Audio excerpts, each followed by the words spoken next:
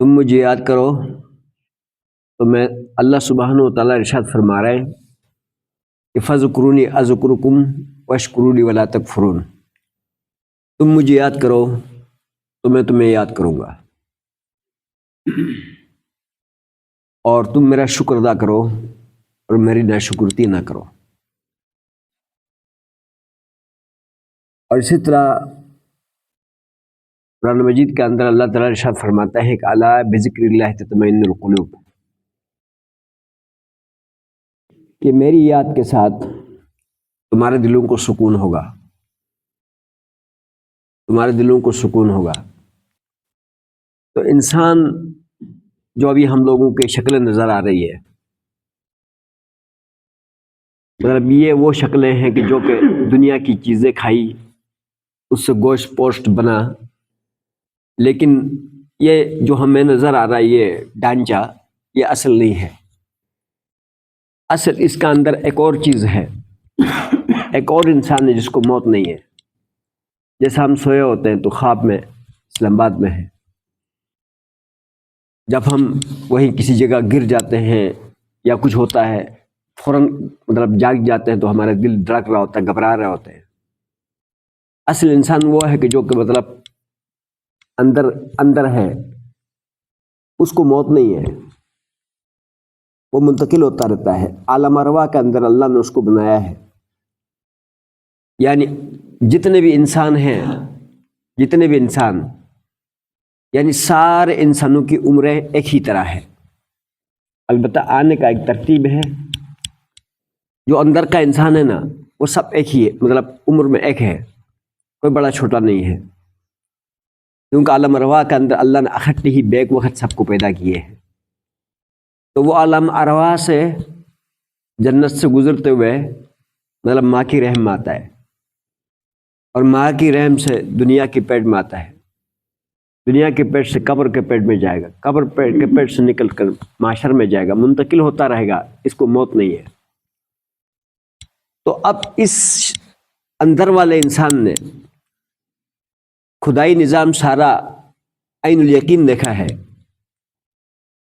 یعنی آنکھوں کی یقین سے مطلب جنت دیکھا اس نے، سمجھ میں آیا جی، وہاں رہا ہے یہ۔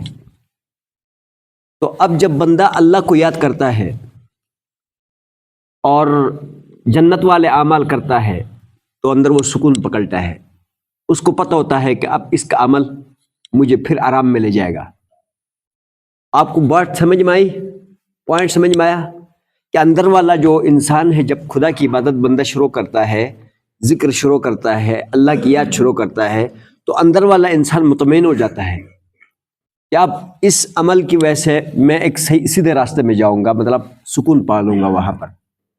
لیکن جب انسان اللہ کی عبادت کی طرف نہیں آتا ہے، اللہ کی یاد کی طرف نہیں آتا ہے، تو اندر والا انسان تڑپنا شروع ہو جاتا ہے، بیقرار ہونا شروع ہو جاتا ہے۔ اس لیے اس کو پتہ ہے، اندر والے انسان کو پتہ ہے جس کو اوپر موت نہیں ہے، کہ اب یہ ہے کہ یہ عمل پہ نہیں آ رہا ہے اور مجھے بھی ساتھ لے کے جہنم میں جائے گا۔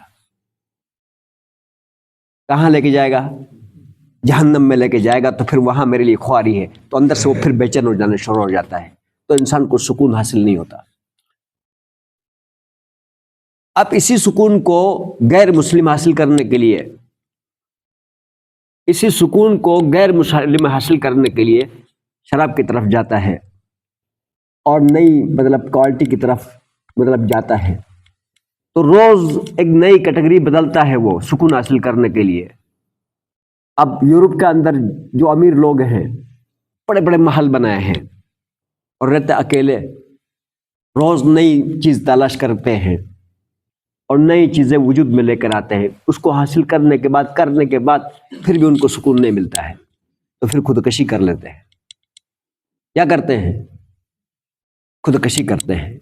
لیکن جو صحیح معنوں میں جو مطلب عمل والا مسلمان ہوتا ہے، عمل والا مسلمان، اور جو عمل کے اندر ڈوبا رہتا ہے، نہ اس کو مطلب اعلیٰ کوالٹی سے کوئی غرض ہوتا ہے، نہ کوئی شراب سے غرض ہوتا ہے، مطلب جو چیزیں جن چیزوں میں دنیا سکون محسوس کرتی ہیں اور خوشی محسوس کرتی ہے، اس طرف مطلب ان کا دھیان ہی نہیں ہوتا. وہ مطلب اللہ کی عبادت کر کر کے مسجد کے فرش پہ سو جائیں گے. اللہ کی عبادت کر کر کے مطلب جو لوگ اللہ کے راستے میں ہیں ایویں مطلب سو جائیں گے. سمجھ میں آ جی. پتھروں کے اوپر لوگ سو جائیں گے، بیابانوں میں سو جائیں گے، مدارس کی چٹائیوں میں سو جائیں گے. سمجھ میں آ جی. کیونکہ ان کو سکون ہے. ان کو کیا ہے بھائی؟ سکون ہے. مطلب ہاں نیچے فرشوں میں سو جائیں گے. بس ایک لمحے کے لیے مطلب 1 گھنٹے کے لیے وہ سو جائیں گے. ان کا مطلب نیند پوری ہو جائے گی اور وہ چست اور چالاک ہو جائیں گے. دل حشاش اور بشاش ہوگا اور مطلب یہ ہے کہ مزید اعمال کی طرف ذوق اور شوق بڑھے گا. سمجھ میں آئی؟ یہاں تک کہ مطلب اللہ کے نام پر گردن کٹانے کے لیے بھی کوئی دریغ نہیں کرے گا. تو یہ جو فلسفہ ہے الا بذکر اللہ تطمئن القلوب کا فلسفہ یہ ہے. سمجھ میں آئی جی؟ اللہ کی یاد کے ساتھ دلوں کو سکون پہنچتا ہے. تو اس لیے اللہ تعالیٰ نے فرمایا کہ تم مجھے یاد کرو تو میں تمہیں یاد کروں گا. تمہیں پریشان ہونا نہیں دوں گا، تمہیں ذلیل ہونا نہیں دوں گا، رسوا ہونا نہیں دوں گا، خوار ہونا نہیں دوں گا. دنیا کے پیچھے لگا لگا کے، یعنی دنیا کو مطلب حاصل کرنے میں لگا لگا کے تمہیں ذلیل نہیں کروں گا. یہ دنیا فنا ہے. اللہ والوں کو یہ دنیا نہیں دیتا. اللہ تعالیٰ ضرورت کے مطابق دے دیتا ہے، یا اگر دے بھی دیے تو وہ اللہ کے راستے میں لگا دیتے ہیں، اللہ کے کاموں میں لگا دیتے ہیں. سمجھ میں آئی؟ اب مثال کے طور پر اس کا ایک چھوٹی سی مثال دیتا ہوں. جیسے اس وقت پوری دنیا کے اندر مشہور شخصیات کے اندر 2 نمبر پر، دوسرے نمبر پر پوری دنیا کے مسلم جو شخصیات ہیں، غیر مسلم کی بات نہیں کر رہا، غیر مسلم مطلب زیادہ بھی ہے. سمجھ میں آئی جی؟ اور لیکن مسلم شخصیات کے اندر دوسرے نمبر پر تقی عثمانی صاحب ہے. پوائنٹ سمجھ میں آیا؟ پوری دنیا میں مطلب مسلم ممالک میں جو مشہور شخصیات میں سے دوسرے نمبر پر تقی عثمانی صاحب ہے. جو میں نے کہہ رہا ہے، چیٹ جی پی ٹی کہہ رہا ہے، گوگل کہہ رہا ہے، اور دنیا کے مطلب دیگر مطلب جو ہے نا لوگ کہہ رہے ہیں. سمجھ میں آئے جی؟ دنیا کا سروے مطلب سسٹم کہہ رہا ہے کہ دوسرے نمبر پر ہے.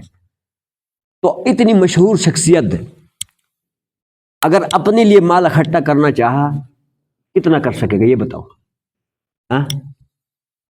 اب جیسے کہ وہ کھلاڑی کا کیا نام ہے، وہ جو ابھی سعودی عرب آیا ہوا ہے، ہاں رونالڈو کیا ہے، اسی طرح ایلن مسک ہے. مطلب یہ دنیا کی مشہور شخصیات ہیں نا، تو اپنی شہرت کی وجہ سے مطلب انہوں نے پیسہ کمایا ہے. جو رونالڈو نے جو یوٹیوب بنایا ہے، ایک دن میں مطلب کتنا اس کو بیٹا ملا ہے، عربوں کے حساب سے مطلب ایک دن میں پیسہ ملا ہے اپنی مشہوری کی وجہ سے، مشہور ہونے کی وجہ سے ملا. اور تو اس کے پاس پاؤں مارتا ہے فٹ بال کے اوپر اور کوئی کمال نہیں اس کا. سمجھ میں آیا جی؟ تو بتانے کا مطلب یہ ہے کہ تقی عثمانی صاحب جو کہ اگر مطلب اپنی ذات کے لیے کمانا چاہا اپنے گر استعمال کر کے، شہرت استعمال کر کے، تو ایک دن میں ارب پتی بن سکتا ہے. لیکن اگر اس کے پاس جو پیسہ آتا ہے وہ خرچ کہاں کرتا ہے؟ وہ مدرسے کے اوپر کرتا ہے، طلباء کے اوپر کرتا ہے، اور کسی ملک کے غریبوں کے اوپر، مظلوموں کے اوپر کرتا ہے. وہ اپنے لیے زیادہ اکٹھا نہیں کرتا، فیکٹریاں کمپنیاں نہیں بناتا، اپنے بچوں کے لیے بینک بیلنس نہیں بناتا. سمجھ میں آئے جی؟ اپنے لیے وہ V8 کے اوپر کوئی نہیں گھومتا. سمجھ میں آئے؟ ایک نارمل سی کار پہ گھومتا ہے. سمجھ میں آیا؟ تو بتانے کا مطلب یہ ہے کہ وہ پھر جو ہے نا جائیدادیں بنا کر اللہ تعالیٰ اپنے جو مطلب مقربین ہوتے ہیں، جو لوگ اللہ کو یاد کرتے ہیں، ان کو دنیا کے پیچھے نہیں لگاتا، ان کو اپنے کاموں کے اوپر لگا دیتا ہے، اپنے قرب کے کاموں پہ لگا دیتا ہے. سمجھ میں آئے جی؟ تو بتانے کا مطلب یہ ہے کہ جو لوگ اللہ سبحانہ و تعالیٰ کو یاد کرتے ہیں، اللہ ان کو یاد فرماتے ہیں، پھر ان کے دلوں کو سکون پہنچاتے ہیں. ایک حدیث میں آتا ہے، حضور علیہ الصلوۃ والسلام نے فرمایا کہ جب مومن آدمی اللہ کو یاد کرنے کے لیے ایک بالش آگے بڑھتا ہے، بالش اس کو کہتے ہیں، اتنا ایک بالش آگے بڑھتا ہے، تو اللہ سبحانہ و تعالیٰ اس کے لیے ایک ہاتھ آگے بڑھتا ہے. اور پھر جب بندہ ایک ہاتھ بڑھتا ہے اللہ کی طرف، تو اللہ تعالیٰ اس کی طرف کتنے بڑھتے ہیں؟ 1 گز بڑھتے ہیں. اور بندہ اللہ کی طرف چل کر آتا ہے تو اللہ سبحانہ و تعالیٰ بندے کی طرف دوڑ کر آتے ہیں. کیا ہوتا ہے بھائی؟ دوڑ کر. ایک اور حدیث ہے کہ اللہ تعالیٰ فرماتے، اس کو حدیث قدسی کہیں، کہ جب تم دنیا کے محفلوں میں مجھے یاد کرو تو میں تم سے اچھی محفل پہ کیا کروں گا؟ فرشتوں کے محفل میں، ملأ الاعلیٰ میں تمہیں یاد کروں گا کہ میرا بندہ مجھے یاد کر رہا ہے۔ حدیث میں آتا ہے جب اللہ کی یاد میں کوئی محفل بیٹھتی ہے، اللہ کی یاد میں جب کوئی محفل بیٹھتی ہے، ان کا کوئی مقصد نہیں ہوتا سوائے اللہ کی یاد کے، کہ اللہ کی عبادت کے لیے، اللہ کی یاد کے لیے بیٹھے ہوئے ہیں سب مل کر۔ تو کچھ فرشتے ہوتے ہیں وہ زمین میں گھومتے رہتے ہیں، تلاش کرتے رہتے ہیں کہ اللہ کی یاد کی محفلیں کہاں پر ہے، تو وہ آ کے بیٹھتے بیٹھتے بیٹھتے آسمان تک تال لگ جاتا ہے ان فرشتوں کا۔ تو جب وہ محفل برخاست ہوتا ہے تو وہ فرشتے اللہ کے پاس جاتے ہیں، اور جا کر اللہ کے پاس پہنچتے تو اللہ ان سے، اللہ کو تو ویسے بھی پتہ ہے، لیکن دلیل بنانے کے لیے، گواہ بنانے کے لیے اللہ پوچھتے ہیں کہ آپ کہاں سے آ گئے؟ فرمایا یا اللہ ہم فلاں جگہ گئے تو کچھ لوگ آپ کی یاد میں بیٹھے تھے، آپ کو یاد کر رہے تھے۔ تو اس یاد سے کیا چاہتے تھے؟ کہتے تھے وہ تیری جنت چاہتے تھے اور تیرے جہنم سے بچنا چاہتے تھے۔ ہاں، وہ جنت جہنم کے تذکرے، آپ کی تذکرے اور وہ آخرت کی فکر میں تھے۔ تو فرماتے ہیں کہ تم گواہ رہنا، تم گواہ رہنا کہ میں نے ان سب کو معاف کر دیا۔ کیا کر دیا؟ میں نے ان سب کو معاف کر دیا۔ پھر وہ فرشتے کہتے ہیں کہ یا اللہ اس میں ایک ایسا بندہ بھی تھا جو کہ تیری یاد کے لیے نہیں آیا تھا، اسی محفل میں سے کسی بندے کے ساتھ اس کا کام تھا، تو اس کی اس غرض سے وہاں آ کے بیٹھا ہوا تھا۔ تو کہنے لگا کہ یہ محفل اتنی برکت بابرکت ہے، جہاں پر میری یاد تھی کہ جو اپنے کام کے لیے ایسا اس کو بھی میں نے کیا کر دیا؟ معاف کر دیا۔ ٹھیک ہے نا؟ تو اللہ فرما رہا الا بذکر اللہ، اللہ فرما رہا فذکرونی اذکرکم، کہ تم مجھے یاد کرو تو میں تمہیں کیا کروں گا؟ یاد کروں گا۔ اب ہماری یاد یہ ہے، اب یہ اس پہلو پر سب کو غصہ آ جاتا ہے۔ ابھی ہماری یاد یہ ہے کہ ابھی 4 دن ہو گئے، آج چوتھا ہے، چوتھی سیری ہے نا؟ ہاں، تو پہلی سیری اور دوسری سیری میں 2 صفحے تھی۔ کیا تھی بھائی؟ 2 صفحے تھی۔ تراویح میں بھی 2 صفحے تھی، فجر میں بھی 2 صفحے تھی۔ اب یہ بیچارے بیٹھے ہوئے، اب یہ بیٹھے ہوئے، ایک صف بیٹھا ہوا ہے۔ چوتھے دن ایک صف پر آ گئے۔ اب 5ویں 6ٹھے 7ویں دن کیا ہوگا؟ آدھی صف پر آ جائیں گے۔ ہاں، یہ مسلمان ہے جو مورثی مسلمان ہے۔ اور پھر جب مطلب عید الاضحیٰ کا رات ہوگی نا، یعنی رات کو چاند نظر آ گیا کا اعلان ہو جائے گا، تو صبح یہاں پر سوائے ہم 2-4 آدمیوں کا علاوہ ایک بھی دن مسجد میں نہیں آئے گا، 2-3 آدمیوں کا علاوہ کوئی اور نہیں آئے گا۔ عید ہو گیا، کوئی اس رشتہ دار کے پاس جائے گا، اس رشتہ دار کے پاس جائے گا، خدا کا گھر پھر رونا شروع ہو جائے گا۔ یہ ہماری اللہ کی یاد ہے۔ ایسا ہے یا نہیں یہ بتاؤ؟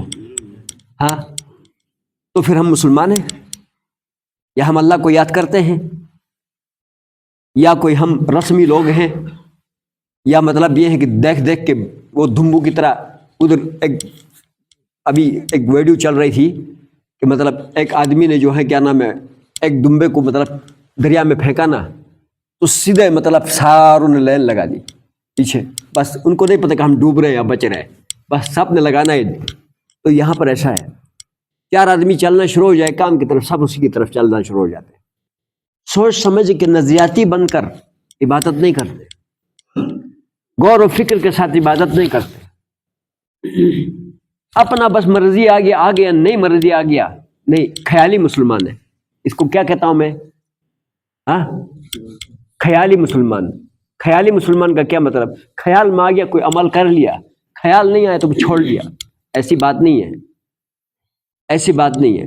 ہمیشہ کہا کرتا ہوں کہ یہ جو عبادت ہے اس کو تو یا مجبوری سمجھ کر لیں، کیا برے، یہ ہماری مجبوری ہے۔ ہاں، نحن عباد المامورین، ہم آرڈر کے پابند لوگ ہیں۔ ایک ملازم کیا ہوتا ہے؟ آرڈر کا پابند ہوتا ہے نا بھائی، تو ہم ملازم ہیں، ہم آرڈر کے پابند لوگ ہیں، ہماری مجبوری ہے یہ ڈیوٹی کرنا، یہ عبادت کی ڈیوٹی کرنا ہماری مجبوری ہے۔ ہم یہ عبادت کی ڈیوٹی نہیں کریں گے ہم جہنم میں جائیں گے، تو مجبوری ہو گئی نہ ہو گئی بھائی؟ ایک آدمی یا 4 آدمی کہتے ہیں کہ تو یہ کام کر ورنہ میں نے تیرے کو یہ سمندر میں ڈبو دینا ہے، یا یہ ہے کہ آگ میں نے تیرے کو پھینک دینا ہے، یا چھری چلانا تیرے گھر، یا میں نے تیرے اوپر برسٹ مارنا ہے، یا یہ کام کر، تو بتاؤ کہ ہمیں یہ 100% یقینی ہو کہ یہ برسٹ مارے گا، یا چھری سے ذبح کرے گا، یا پانی میں پھینکے گا، یا مطلب آگ میں جلائے گا، تو اس کا وہ بات ہم مانیں گے نہیں مانیں گے؟ مجبوری بن گئی نا۔ ہاں، تو اللہ کہتا ہے کہ تم میری عبادت نہیں کرو گے، ہاں، میرے حکم کو تم ہلکا سمجھو گے، تو میں تمہیں کیا کروں گا؟ تباہ کروں گا، ہلاک کروں گا۔ یہ ہماری مجبوری سمجھ لو، ہماری اس کو خوشنودی سمجھ لو۔ عبادت کو ہمارے لیے ایک مطلب یا تو اس کو کیا کرو سمجھو دوسرے پہلو پر، اس کو اپنے لیے سعادت سمجھ لو، خوش قسمتی سمجھ لو۔ تو سعادت اور خوش قسمتی کیوں سمجھ لو؟ یار دشمن ہمارا شیطان ہے، اس نے ہمیں تباہ کیا ہے، تو عبادت کی وجہ سے اس کا سارا محنت کیا ہو جائے گا؟ ضائع ہو جائے گا، ہمارے گناہ معاف ہو جائیں گے۔ اور سعادت مندی اور خوش نصیبی یہ ہے کہ اس عبادت کی وجہ سے ہمارا خالق مالک ہم سے راضی ہو جائے گا، اور ہم ہمیشہ کے لیے دنیا اور آخرت دونوں میں کامیاب ہو جانے والے بن جائیں گے۔ تو خوش قسمتی ہوئی نہیں ہوئی؟